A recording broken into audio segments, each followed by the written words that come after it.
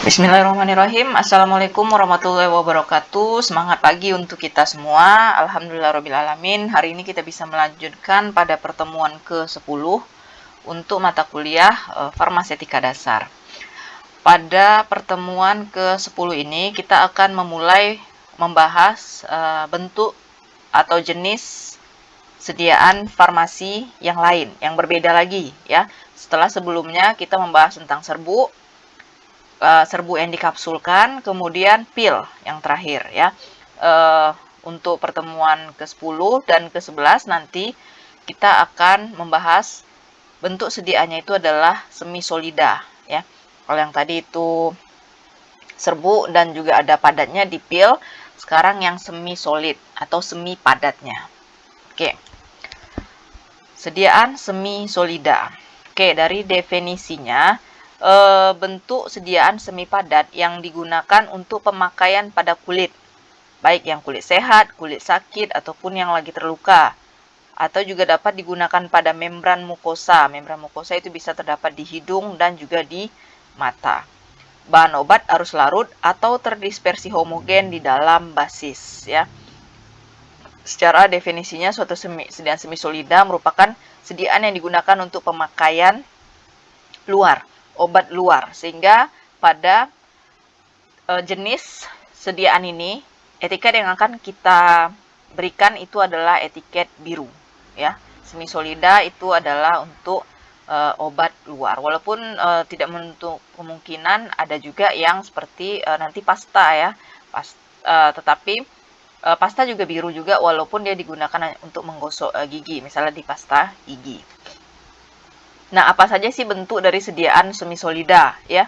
Ini tolong betul-betul digarisbawahi, diingat, disimpan di dalam kepalanya, di dalam memorinya, bahwa bentuk sediaan semi solida itu cuma 4 jenis saja ya. Ada 4. Salep, krim, gel, dan pasta. Itu yang dasarnya, yang umumnya. Ya, ibaratnya pelopornya. Cuma ada salep, krim, gel, dan pasta. Jadi, kalau ditanya ada berapa saja bentuk sediaan semi solida, itu ada 4 ya, salep, krim, gel, dan pasta. Jangan nanti ada yang menjawab losio itu masuknya ke semi solida. Ya, fatal.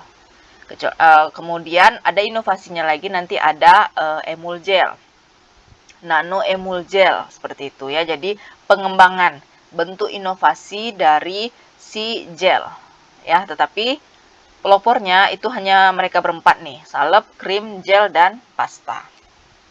Oke, hal apa saja yang membedakan bentuk-bentuk sediaan semi solida tersebut?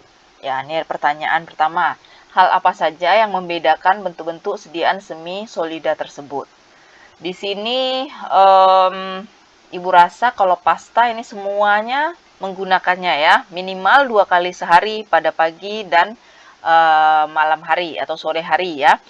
Gel ini juga mungkin yang cowok-cowok itu pakai pomade ya, bentukannya gel, ataupun yang cewek-cewek untuk obat jerawat bisa ya.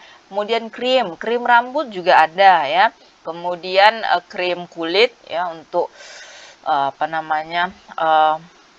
pelembab, itu juga bisa berupa sediaan krim.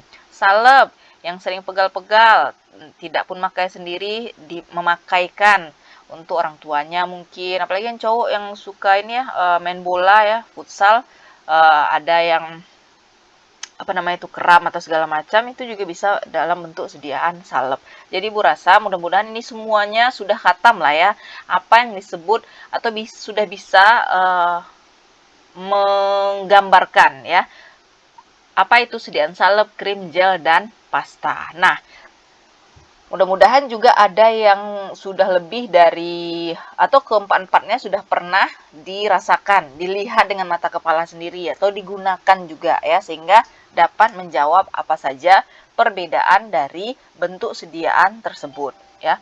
Coba dijawab dulu ya, apa kira-kira bentuk perbedaan dari 4 bentuk sediaan semi solida tersebut. Oke, mudah-mudahan sudah ada yang mengangsur menjawabnya ya, karena bisa kita cross check dari jawaban berikut ya. Yang pertama itu adalah dari segi konsistensinya, ya, atau pada saat kita menyentuhnya itu akan ada terasa berbeda konsistensinya, ya, konsistensi. Kalau salep itu agak kaku, ya, kemudian kalau gel itu agak lembut, ya, kemudian krim ya agak berminyak, kemudian pasta agak kasar, ya, seperti itu yang disebut dengan konsistensi. Kemudian basisnya, ya, nanti untuk basis antara keempat bentuk sediaan tersebut juga ada yang bisa yang sama dan ada juga yang umumnya digunakan dan berbeda dari bentuk sediaan yang lain. Kemudian efek yang digunakan, ya, seperti untuk salep itu bisa untuk estetik juga atau juga sebagai pengobatan, ya. Kemudian gel juga sama seperti itu, ya, salep krim, pasta, jadi efek yang diinginkannya.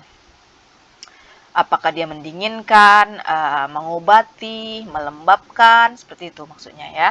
Kemudian yang keempat, sifat dari zat aktifnya. Nah, si zat aktif yang akan dibuatkan ke dalam bentuk sediaan semisolid itu bagaimana? Jumlah dan kelarutannya. Itu akan menjadi suatu pertimbangan dalam menentukan dari 4 semisolida ini mau dalam bentuk sediaan apa kita formulasi terkait dengan jumlah dan kelarutannya. Kemudian yang kelima itu adalah kecepatan berpenetrasi. Nah, berpenetrasi ini artinya masuk ke dalam kulit kita, ya, lapisan kulit kita. Karena dia kan penggunaannya yang keumumannya semisolida adalah di kulit, gitu ya.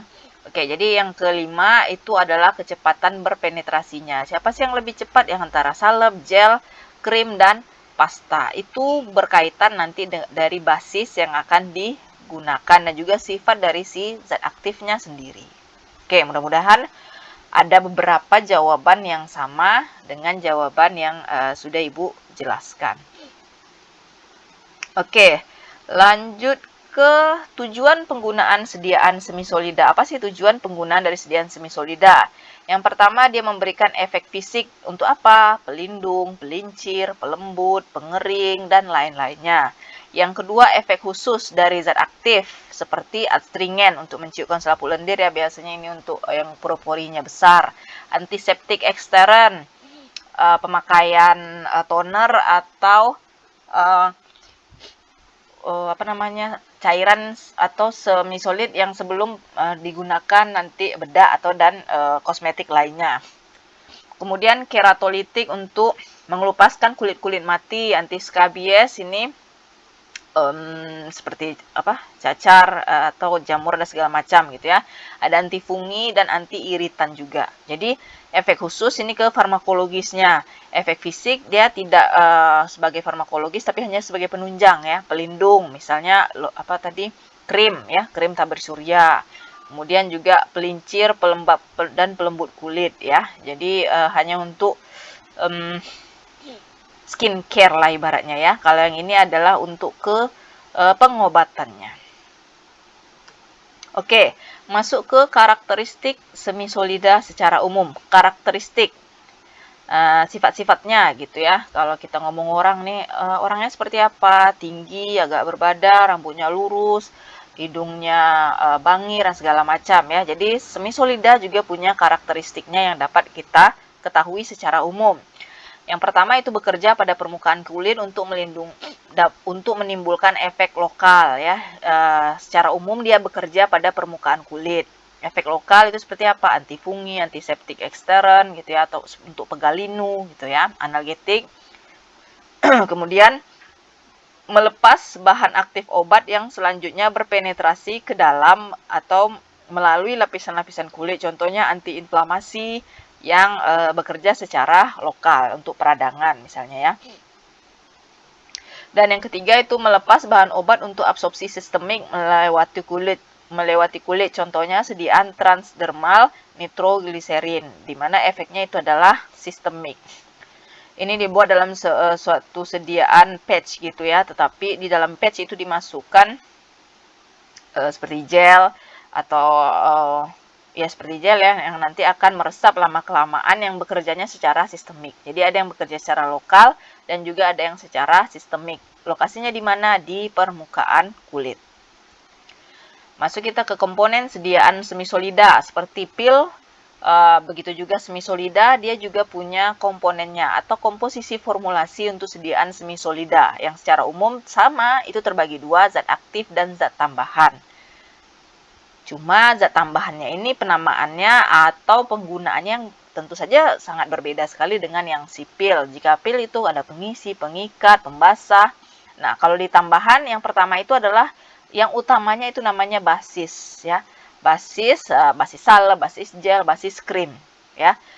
Pemeran pembantu utama ibaratnya seperti itu. Jika zat aktif adalah pemeran utamanya dan basis merupakan pemeran pembantu utama. Jika ada zat aktif tak ada basis, tak jadilah dia suatu sediaan semisolida. Apalagi kebalikannya, ya jadi basisnya tok saja ya, tanpa bisa untuk memberikan efektivitasnya. Kemudian adanya surfaktan, humektan, ini pembasah ya. Kemudian zat pengental, pendapar, peningkat penetrasi, pelembab kulit, parfum, dan juga pewarna atau juga nanti ada zat tambahan lainnya. Ya, tapi ini yang Ibu berikan secara umum, itu tergantung nanti dari formulasi. Tujuan dari bentuk sediaan yang akan diformulasi itu apa? Sebagai pelembab, antioksidan, dan segala macam. Misalnya seperti itu ya. Yang akan diformulasi. Berarti zat tambahannya nanti ada yang bekerja sebagai antioksidannya juga. Oke, kita masuk ke ciri-ciri basis yang ideal. Yang pertama itu adalah dapat bercampur dengan zat aktif. Ya, sudah jelas ya. Pemeran pembantu utama itu wajib dia bisa jadi CS dengan si pemeran utama, sehingga mereka berdua akan saling membutuhkan dan saling melengkapi, di mana jadilah dia suatu sediaan yang ideal. Kemudian tidak mengiritasi, jadi pemilihan pemeran pembantu utama ini juga harus hati-hati ya, supaya dia bisa dapat bercampur dengan baik, dia tidak melukai barangnya seperti itu. Nah, sehingga maksud dari tidak mengiritasi ini adalah tidak menimbulkan efek lain pula nanti saat digunakan. Tidak menyebabkan dehidrasi atau kehilangan cairan, nanti simbiosis mutualisme pula ya, si pemeran pembantu ini diambilnya keuntungan dari si zat aktifnya ataupun merusak dari si kulitnya penyerapan air dari si kulit sehingga kulit menjadi kering. Kemudian juga tidak terlalu berminyak ya. Kemudian itu stabil ya, sudah jelas ya, stabil di sini artinya dia dapat bercampur, kemudian selama penyimpanan tidak akan terjadi perubahan. Mudah dicuci dengan air. Kemudian mudah menyerap air atau cairan lainnya. Dapat dengan mudah melepaskan zat aktif ya, ini tadi yang dia berpenetrasi. Jadi konsepnya seperti ini ya, si pemeran pembantu utama ini dia akan menyelubungi atau mengelilingi dari si zat aktif. Dia sebagai pembawa, dimana nanti jika sudah sampai di pintu tujuannya, si basis itu akan melepaskan si zat aktifnya. Maksudnya seperti itu. Jadi ibaratnya si basis jangan sampai punya rasa memiliki yang tinggi ya, artinya mereka itu bertemu bukan untuk tidak dapat berpisah, tetapi bertemu nanti harus ikhlas si basis melepaskan si zat aktifnya karena dia hanya sebagai pembawa. Jadi basis itu adalah istilah umumnya itu adalah sebagai pembawa. Yang selanjutnya tidak mengubah fungsi kulit ya. Jadi jangan sampai pula menggunakan obat ini fungsi kulit itu sebagai apa? Mengeluarkan cairan jadi mengeluarkan keringat jadi terhambat. Perlindungan dari luar itu jadi jadi lemah perlindungannya ya. Jadi intinya jangan mengubah fungsi kulit utama. Kemudian dapat bercampur dengan si keringat. Ini sama dengan yang mudah menyerap cairan tadi, sehingga saat digunakan itu ya artinya keringat bisa keluar juga gitu ya, jadi tidak akan menutup atau menghambat si keluarnya si keringat. Kemudian dia ya jelas homogen ya, tercampur secara merata, teksturnya yang baik dan tidak mudah terkontaminasi mikroba. Tetapi untuk poin yang terakhir ini dapat diatasi dengan penambahan nanti zat pengawet untuk mencegah dari agar tidak mudah terkontaminasi dengan mikroba.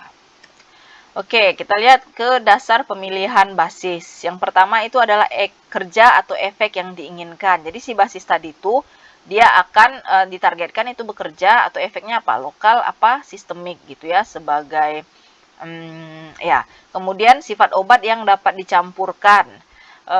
Bioavailabilitasnya atau ketersediaan hayati si obat di dalam basis tersebar merata atau tidak gitu ya, mudah tersebar merata atau tidak. Juga adalah kestabilitasan si obat zat aktif jika bercampur dengan si basis. Kompatibilitasnya juga yaitu tadi ya, kerjasama antara pembawa dan zat yang dibawanya tadi itu baik atau tidak. Kemudian lokasi atau daerah yang akan digunakan itu luaskah atau hanya kecil, misalnya di bagian yang berjerawat kah, atau untuk di pegalinu gitu ya, antiinflamasi ya, memberikan panas pada sekitar lokasi yang pegal-pegal. Nah, ini adalah penampang permukaan kulit ya. Dari nanti sebenarnya di farmakologi lah yang lebih jelasnya, yang akan kita fokuskan di sini adalah dari penampang permukaan kulit ini. Yang berperan di sini adalah stratum corneum namanya ya, stratum corneum.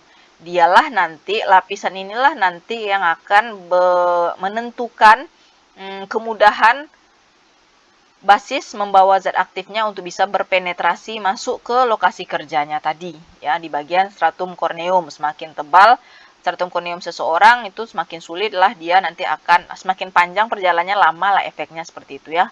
Dan juga kebalikannya. Ini berkaitan dengan tebal tipisnya kulit, kemudian lapisan dari si stratum corneumnya tersebut. Oke, kita masuk ke absorpsi perkutan. Merupakan penyerapan bahan dari luar kulit yang masuk ke bagian kulit untuk diteruskan ke dalam aliran darah sistemik ya. Jadi ini perkutan itu walaupun dia dipakai dari luar secara topikal, tapi dia akan masuk ke saluran aliran darah atau ke sistem sistemik.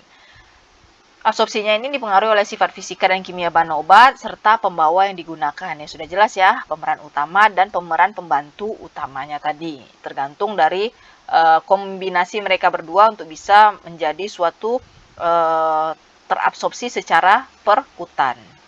Masuk kita ke proses penetrasi obat ke dalam kulit.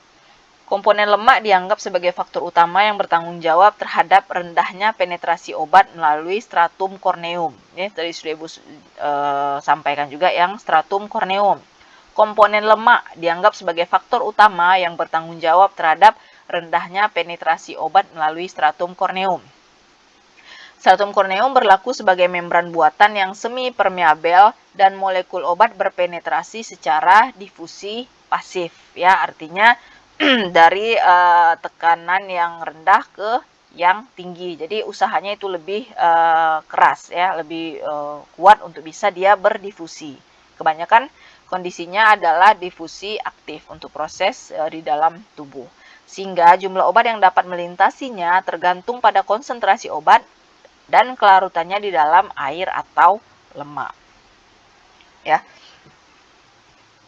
Permasalahan atau kondisi penetrasi obat ke dalam kulit itu dipengaruhi oleh faktor si lemak kulitnya tadi ya, ketebalan si stratum corneumnya tadi, kemudian kemampuan berpenetrasi itu yang secara difusi pasif, sehingga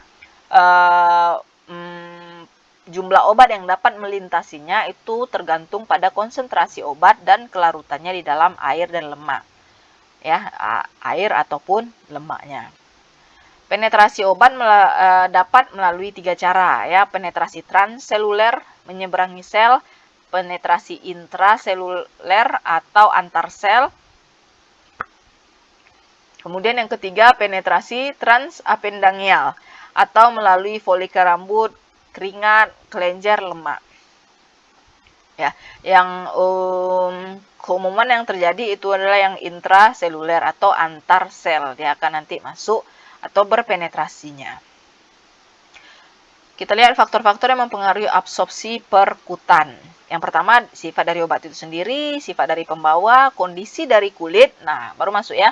Ada tambahannya kondisi dari kulit, kulitnya itu berlemak kah, kulit kering kah, ketebalan kulitnya bagaimana gitu ya. Ini akan mempengaruhi dari si absorpsi perkutan. Kemudian adanya uap air. Ini berkaitan dengan mudah berkeringat kah, seperti itu ya, untuk jenis kulit yang akan menggunakan dari dari kondisi kemudahan atau hal-hal yang mempengaruhi dari absorpsi perkutan ini.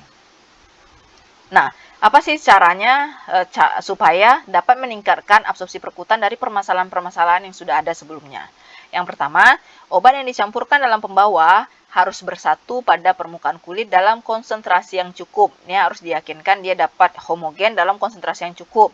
Konsentrasi obat yang diabsorpsi bertambah sebanding dengan bertambahnya konsentrasi obat di dalam pembawanya. Berarti ini berkaitan dengan kadar atau konsentrasi obat yang akan kita formulasikan di dalam suatu semi solid yang akan diabsorpsi secara perkutan. Semakin luas permukaan kulit, semakin banyak obat berpenetrasi ke dalam kulit. Ini berkaitan dengan penggunaannya, pengolesannya ya. Semakin lebar daerah penyebarannya, itu akan memperbesar pula dia akan berpenetrasi ke dalam kulit.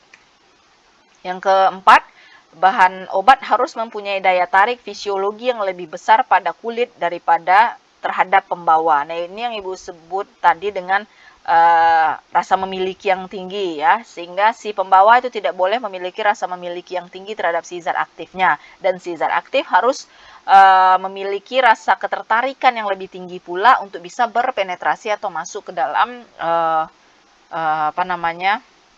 berpenetrasi ke dalam kulitnya tadi dan dia harus rela untuk meninggalkan si pembawa. Kemudian koefisien partisi bahan obat akan mempengaruhi absorpsi perkutan ya. Jadi ada di sini kondisi koefisien partisi. Nanti kita akan bahas lebih detailnya itu pada sifat fisikokimianya. Kemudian absorpsi obat dapat ditingkatkan dari pembawa yang mudah menyebar di permukaan kulit. Artinya apa? Nanti ada salah satu evaluasi mudah menyebarnya suatu sediaan semisolida, merupakan evaluasi umum untuk suatu sediaan semisolida. Mudah atau tidak dia menyebar?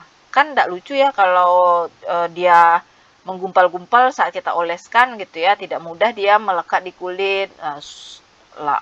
Perlu pula tenaga yang kuat untuk kita menekannya di kulit saat akan menggunakan, sehingga evaluasi daya sebar merupakan evaluasi yang umum untuk suatu sediaan semisolida, yang evaluasi fisik ya, yang membuat dia menjadi layak digunakan sebagai suatu sediaan semisolida. Selanjutnya, pembawa yang dapat menahan uap air di dalam kulit sehingga kulit akan terhidrasi dapat meningkatkan absorpsi perkutan. Jadi hal-hal yang dapat meningkatkannya itu adalah uap air, dia formulasi ini dapat menahan uap air yang keluar sehingga kulit itu tetap terhidrasi. Kondisi ini juga akan meningkatkan absorpsinya secara perkutan. Semakin lama menggosok atau mengoleskan bahan obat pada kulit juga dapat meningkatkan absorpsi, tetapi juga harus proses menggosoknya ini atau mengoleskannya juga mudah, jangan sampai merah pula jadinya kulit itu saat digunakan ya. Jadi ada usaha keras pula dulu untuk bisa mengoleskannya, itu juga tidak baik ya. Yang selanjutnya itu absorpsi obat perkutan lebih besar pada kulit dengan stratum corneum yang tipis. Nah, ini sudah Ibu jelaskan juga dari slide-slide sebelumnya.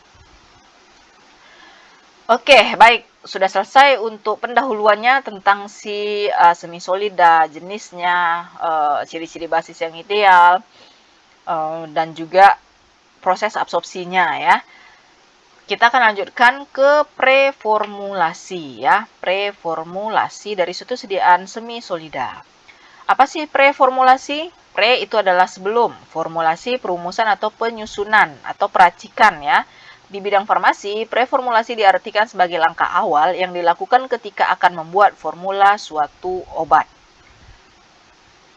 Oke, sebelum masuk ke obat, kita masuk dulu ke membuat masakan lah ya, ataupun racikan minuman ya. Mungkin ada yang hobi meracik minuman ya, atau hobi melihat barista meracik minuman gitu ya. mereka pasti ada trial dan error-nya terlebih dahulu sehingga didapatlah suatu rasa minuman racikan yang disukai oleh banyak orang ya. Berapa sendok kopinya, berapa suhu airnya, kemudian berapa lama dia dipanaskan, bagaimana cara menyaringnya, dan segala macam. Itu adalah persiapan-persiapan atau langkah awal yang dilakukan sebelum dihasilkan suatu formula yang terbaik. Ya, nah itu yang disebut dengan istilah preformulasi. Kita di bidang farmasi juga wajib melakukan preformulasi ini.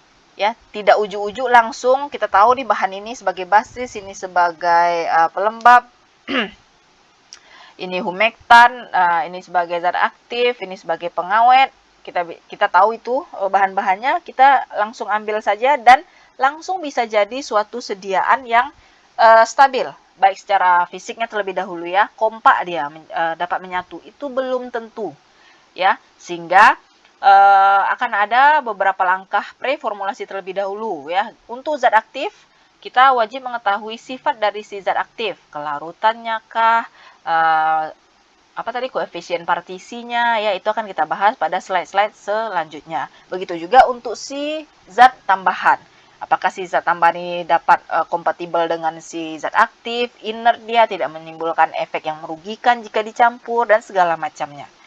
Ya, lebih kurang sama kondisinya. Kita harus tahu dulu sifat-sifat, ibaratnya mak comblang lah ya. Mak comblang ini harus tahu sifat dari pihak lelaki dan pihak perempuannya, sehingga diperkirakan itu bisa cocok atau sesuai jika mereka nanti akan bersama, seperti itu ya. Nah, begitu juga dengan kondisi dari si preformulasi, baik si zat aktif dan juga si zat tambahan.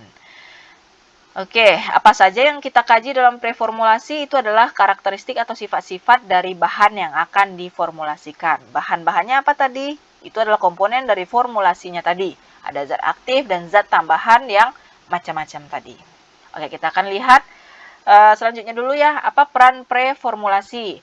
Preformulasi menggambarkan proses optimasi suatu obat melalui penentuan atau definisi sifat-sifat fisika dan kimia yang dianggap penting dalam menyusun formulasi sediaan yang stabil, efektif, dan aman. Jadi di dalam proses formulasi itu akan tergambar nih, akan diketahui dulu ya, sifat-sifat si zat aktif, si zat tambahan, kesesuaian mereka nanti saat dicampurkan, itu bisa sudah menggambarkan, ini bisa nih.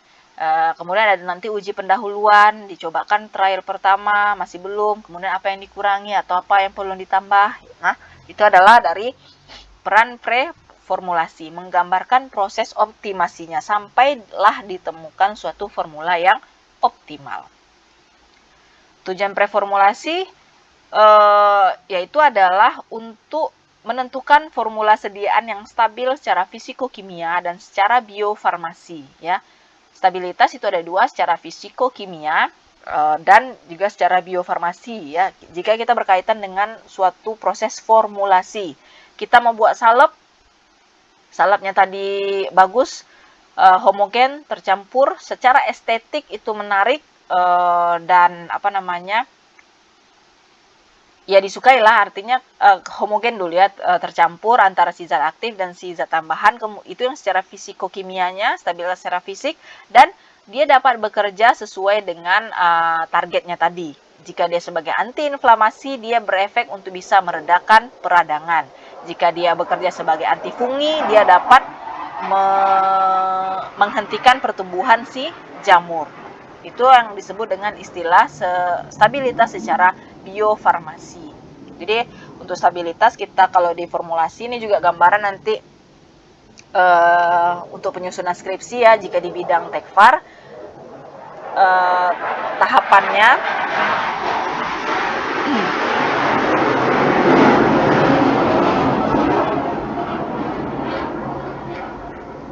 setelah diformulasi akan dievaluasi stabilitas fisiknya. Selama penyimpanan itu berapa tetap stabil enggak dia dari awal mulai dibuat sampai ke setelah beberapa lama penyimpanan.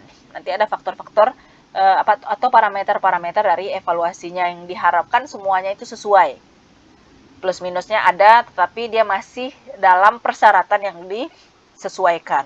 Selanjutnya ada juga evaluasi efektivitasnya. Itu yang disebut dengan evaluasi secara biofarmasi ya. Kita misalnya evaluasi tadi sebagai antioksidan. Berarti akan ada tambahan uji antioksidan. Dilihat nilai IC 50-nya, misalnya seperti itu ya. Kemudian antibakteri, dia sebagai anti jerawat nanti dilihat diameter hambat dari sediaan tersebut untuk bisa menghambat bakteri. Nah, itu adalah untuk uji stabilitasnya secara biofarmasi. Kita lanjutkan parameter fisikokimia preformulasi. Nah, ini yang Ibu sebutkan tadi, ada beberapa parameter fisikokimia preformulasi, stabilitas kimia, kelarutan, konstanta disosiasi, koefisien partisi, kristalinitas, polimorfisme, ukuran partikel. Yang akan Ibu sampaikan sekarang mungkin hanya pendahuluannya saja, karena nanti di semester 3 mahasiswa-mahasiswi sekalian akan masuk di mata kuliah farmasi fisika. Di sanalah nanti akan lebih didalami tentang sifat fisika dan kimia dari suatu bahan obat ya, baik zat aktif ataupun zat tambahan. Nanti juga akan duet dengan kimia farmasi ya. Oke, kita akan lihat di sini informasi penting dalam preformulasi. Apa saja sih informasi yang kita butuhkan untuk selama proses preformulasi? Yang pertama, struktur kimia dan karakteristiknya, BM-nya, berat molekul, metode analisanya, kemudian jenis ruahan di sini maksudnya adalah saat dia bercampur itu ya, masih dalam produk ruahan zat aktif sama si zat tambahan itu bagaimana kompresibilitasnya secara mikroskopik, organoleptisnya, kemudian homogenitasnya, jadi secara bentukannya ya. Kemudian informasi terapeutiknya, kemudian yaitu adalah dosis, bentuk sediaan yang dibutuhkan, ketersediaan hayati, dibandingkan dengan produk kompetitor yang sudah ada. Kemudian bahaya potensial, ada enggak efek samping yang lama-kelamaan itu semakin berbahaya.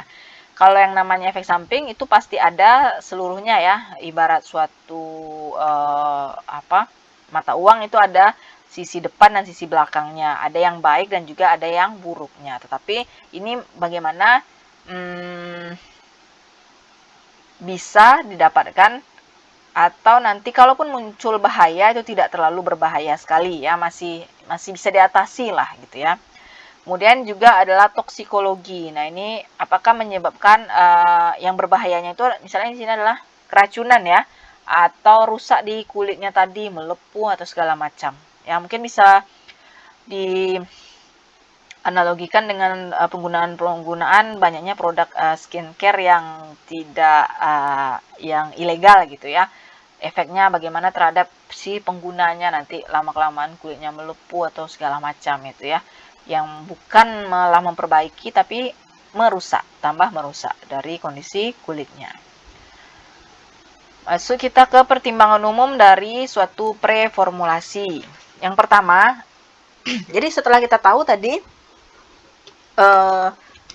kita ambil beberapa data-data karakteristiknya tadi, kita akan lanjutkan ke pertimbangan umumnya.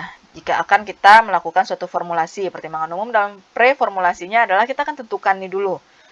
Dari zat aktif ini, kita akan membuat jadi sediaan jenis apa? Padat, semi padat, atau cair. Fokus kita adalah sekarang di semi padat. Semi padat tadi ada berapa? Ada 4. Salep, krim, pasta, dan gel. Nah, dari 4 itu kita mau yang mana? Kita punya zat aktif, dia bekerja sebagai antibakteri. Yang mana ya?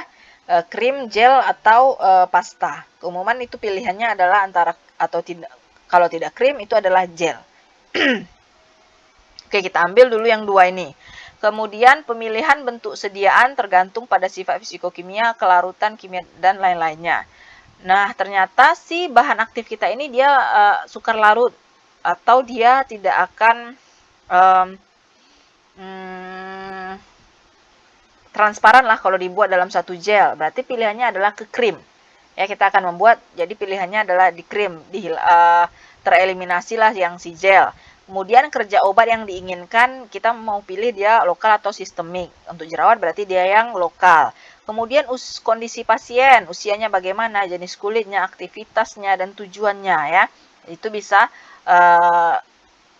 menjadi pertimbangan juga ya. Usia berapa yang akan menggunakannya, jenis kulitnya bagaimana. Ya, targetkan ini kan bisa untuk seluruh jenis kulit dan segala usia ya. Oke, lanjut ke pertimbangan keduanya, itu adalah bahan tambahan yang digunakan. Nah, setelah tadi dapat rancangan yang zat aktif, sekarang adalah rancangan untuk si bahan tambahan. Apa-apa saja bahan tambahan yang mendukung tujuan dari formulasi krim sebagai anti jerawat tadi. Kemudian kenyamanan saat penggunaan. Krim juga nanti ditargetkan jangan terlalu yang berminyak pula ya. Kemudian kestabilan sediaan obatnya, dan saat ini maksudnya adalah dia tidak terlalu berminyak, tidak mudah tengi. Kalau krim itu ada 2 fase ya, fase pencampuran nanti antara air dan minyak. Artinya stabilnya itu selama penyimpanan tidak misah pula antara air dan minyaknya. Yang kelima tentu sajalah adalah khasiatnya. Selama penyimpanan fisiknya oke, khasiatnya bagaimana? Efektif tidak dia untuk bisa mengatasi bakteri dari penyebab jerawat? Oke, baru kita masuk ke sifat fisikokimia dari zat aktif dan juga zat tambahan. Sifat fisikokimia menggambarkan karakteristik obat dalam lingkungan air maupun lemak dan membantu menentukan kemampuan obat berpenetrasi, menembus membran sel, dan mencapai reseptor di seluruh tubuh. Sifat fisikokimia memegang peranan penting dalam menentukan metode yang tepat untuk formulasi. Ini maksudnya tadi adalah karakter-karakter atau sifat-sifat dari si zat aktif maupun si zat tambahannya. Oke. Apa saja yang masuk ke stabilitas fisika kimia? Maksudnya di sini adalah untuk kondisi sediaan yang membutuhkan eksipien khusus. Eksipien ini zat tambahan khusus, contohnya antimikroba untuk mencegah tumbuhnya cemaran mikroba, kemudian meningkatkan peningkat penetrasi untuk mempermudah proses penetrasi melalui membran sel. Secara fisika kimianya ya. Contohnya maksudnya di sini jadi kan tadi kita sudah tahu sifat zat aktif dan zat tambahan. Untuk lebih mendukung lagi supaya kombinasi keduanya ini menghasilkan suatu sediaan yang baik, itu bisa ditambahkan zat eksipien khusus ya, seperti antimikroba ataupun peningkat penetrasi. Baik, kita akan lanjut ke karakteristik khususnya dari suatu sifat fisika kimia, baik si zat aktif maupun zat tambahan. Yang pertama itu adalah struktur dan bobot molekul. Struktur zat aktif merupakan sifat fisikokimia yang berperan dalam menentukan metode studi preformulasi. Zat aktif dengan struktur molekul panjang akan lebih sukar larut daripada molekul dengan struktur pendek. Maksudnya seperti apa? Sekarang coba buka FI-nya.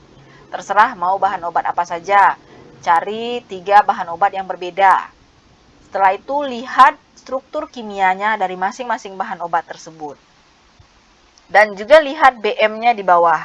Ya, kalau Fi3 itu langsung kelihatan ada struktur kimia, itu adalah berat molekulnya.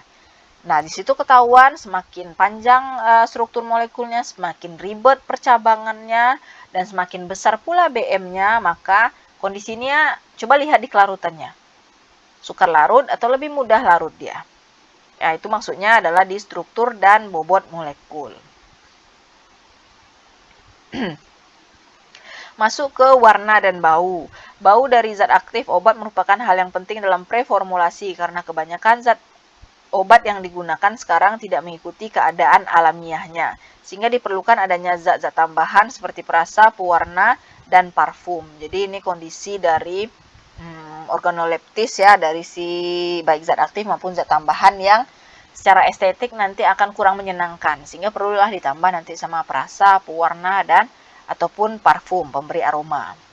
Yang ketiga itu adalah ukuran partikel, bentuk, dan kristalinitas. Ukuran partikel, bentuk, dan kristalinitas.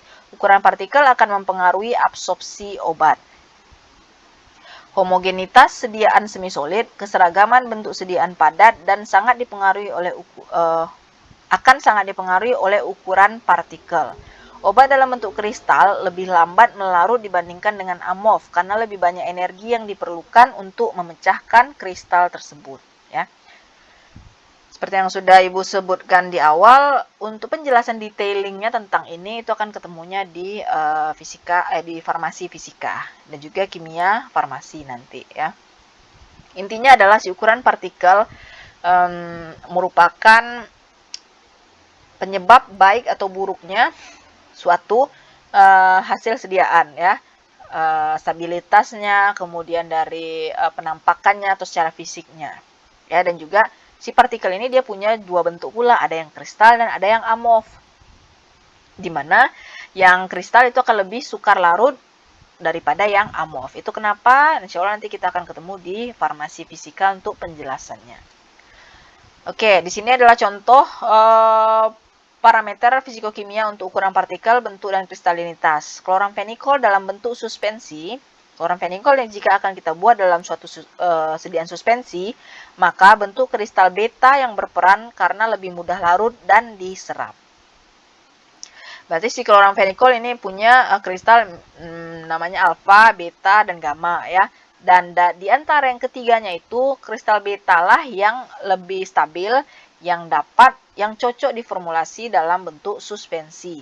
Begitu juga nanti kalau akan membuat oleum kakao, di mana dia punya 4 bentuk kristal, alfa, beta, beta stabil, dan gamma, maka kelompok kristal beta stabil lah yang cocok untuk menjadi basis supositor yang baik, karena dia punya suhu yang lebih kurang sama atau mendekati dengan suhu tubuh, sehingga dia nanti akan lebih mudah bertahan jika di dalam penyimpanan dan akan lebih cepat meleleh saat sudah digunakan.